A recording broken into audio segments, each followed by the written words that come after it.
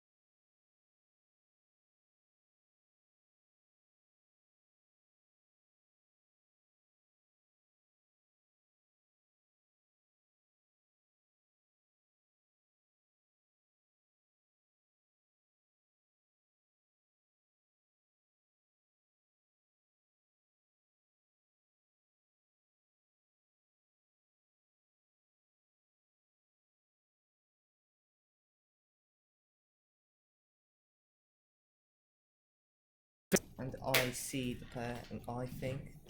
And this is telling us that the narrator is probably in the scene and we can trust him more in a way because we believe him because he's there um, as well. There are some other minor characters just like snipers, which he just mentions a few times, no, once actually. But this and danger probably to the most important characters here, which are the couple. Um,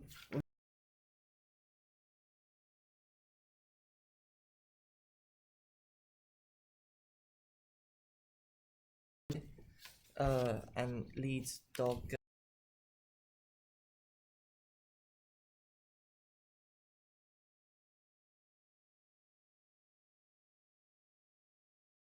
He's doing this as he's trying to make them anonymous.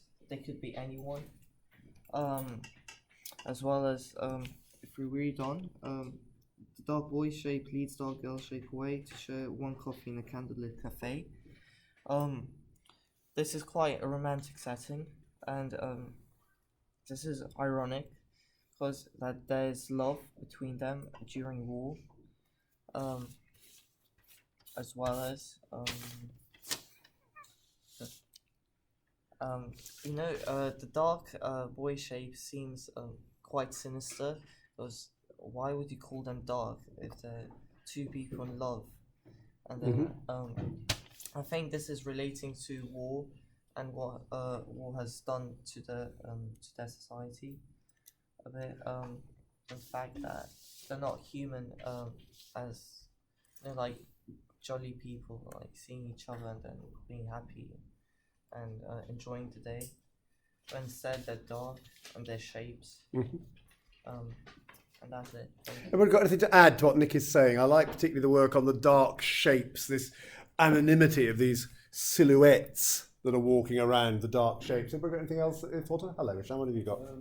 Apart from dark shape, just adds danger, in a way. It makes you feel that something sinister is about to happen.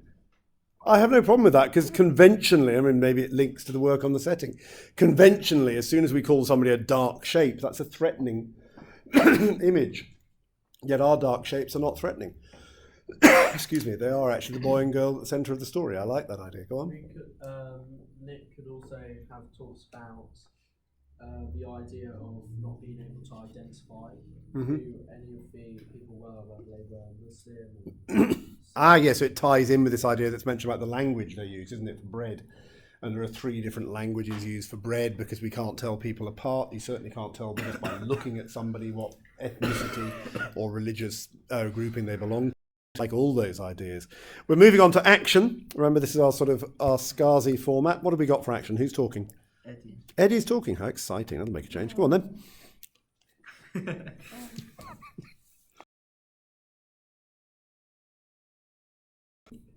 In the quote "dodging snipers," it tells that people are living under attacks are in the war and are in the middle of a war zone. This links to the quote "Serb shells destroyed," which has alliteration. Another blood-dunked crust of shredded bread. It helps imagine the scene, and it has a heavy alliteration on the D's. And if you use the senses, it makes you want to taste it. As Prem said, through the space, they're just ambling along, disregarding that they're under an attack and are oblivious.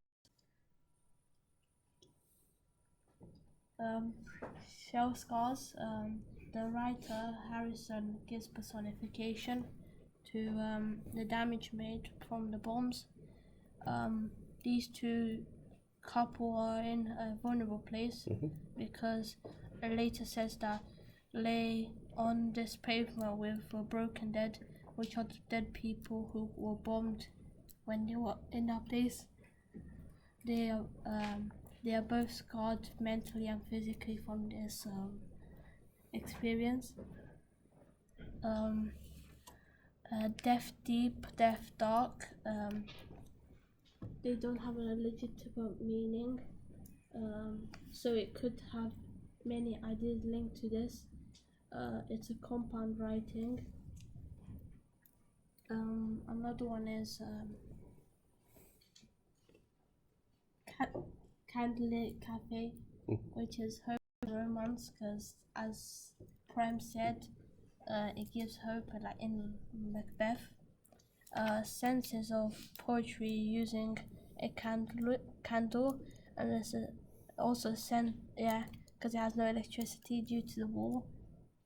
The writer also uses irony because it says 8 flour sacks don't have each of our sacks we filled with sand, which because the supplies they are given by the people, they're using for these two people to have a nice dinner. Yeah, that's all.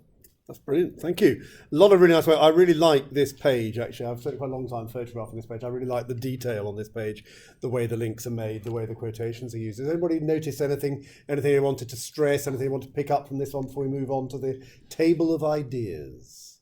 Have you got anything they wanted to say? You're all devoid of ideas. Before I move across and behind my last victim. Is it you, Ben? Yeah. All right, it's Ben. What a surprise. Right. Okay, so here we got ideas. Notice we've left out style deliberately. We haven't got enough people. But also we have talked about style quite a lot. So here we have the table of ideas. Go on, guys. So as you can see, we are doing ideas, as Mr. Peel said. We've turned it into small different groups just to make it a bit more easy to understand. Okay, well, we're starting with love. Okay. There's the whole thing, Tom pointed this out, about tender radars, about how the boy senses the girl and her feelings or whatever.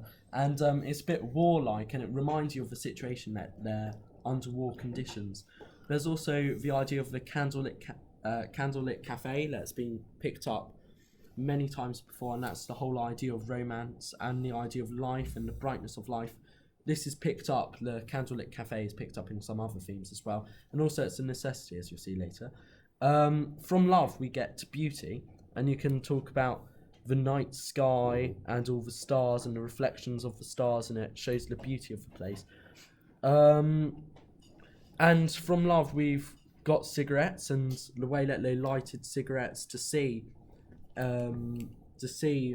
if the boy has made any progress.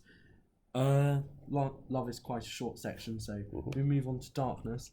And there's the dark boy shape, and this talks about love and danger.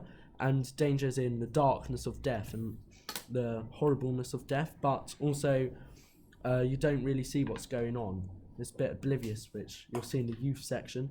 And also from darkness, there's the Muslim Serb or Croat, or is it Croatian? And it stops separation, and it takes away the walls that divide the people in Sarajevo, and it makes it like how it used to be before the war.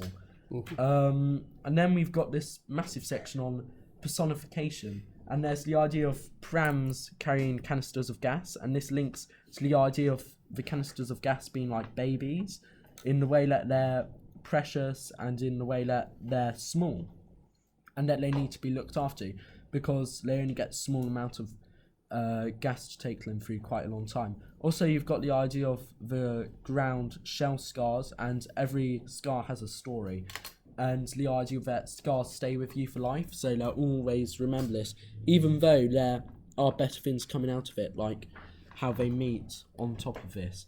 And they're filled with water, and we get the idea that water's like the blood of the earth, and it's seeping out, and it makes it seem like the ground is a person, and it's seen all these horrible things in its life, but also really nice things.